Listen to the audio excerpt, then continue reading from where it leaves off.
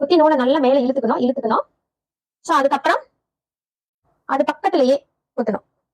எல்லா நூலையுமே நம்ம ஒன்னா இழுக்கிறோமா, கீழே முழுசா இழுத்துட்டுமா அப்படின்றத பாத்துக்கோங்க. உங்களுக்கு தெரியுதுல, இந்த பெரிய லூப் எடுக்கிறப்ப நான் என்ன செய்யறேன், இந்த கடைசியில வந்து கரெக்டா நான் போட்டுக்கிற லைன்ல ஊசியை குத்தி இந்த லூப்ல விட்டு நான் இழுத்துருவேன். இப்படி இழுத்ததுக்கு அப்புறம் இந்த இடத்துல நான் வந்து ஒரு சம்கி வச்சு கொஞ்சம் கேப் விட்டு